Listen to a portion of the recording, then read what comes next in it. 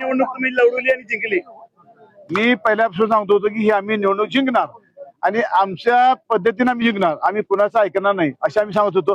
ही निवडणूक आम्ही प्रत्येकाच्या घरोघरी जाऊन प्रत्येकाला विनंती करून प्रत्येकाच्या पायाला हात लावून अगदी सन्मानाने आम्ही ही निवडणूक जिंकलेली आहे. कोणत्या मुद्द्यावर तुम्ही हे निवडणूक लढवला जिंकला?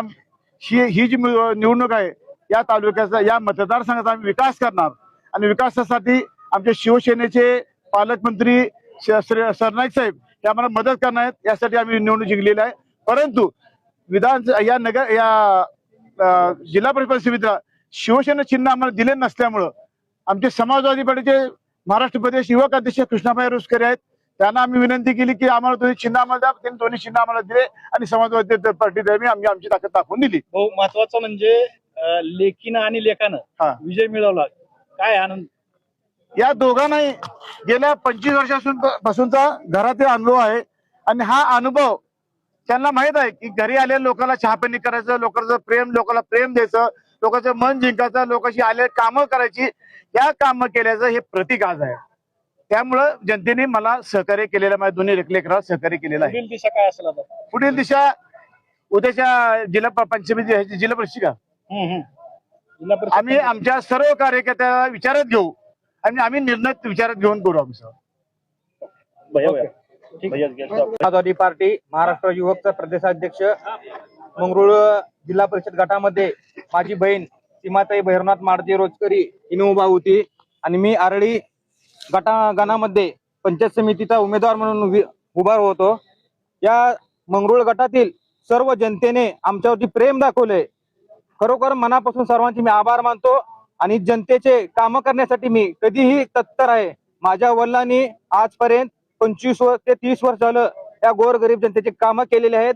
त्याचं फळ आज मला मिळालेलं आहे, माझ्या बहिणीला मिळालेलं आहे.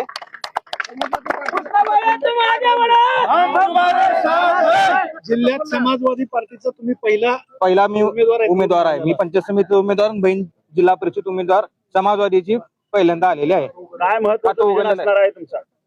लोकांचे काम कसलं काम मी नडू देणार नाही. आजपर्यंत माझ्या वडिलांनी कधी कोणाचं काम नडू दिलेलं नाही.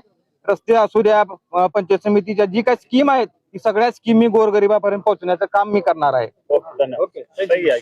खूप मोठा राजकीय वारसा तुम्हाला लाभलेला आहे, आज विजय प्राप्त केलात, काय भावना आहेत?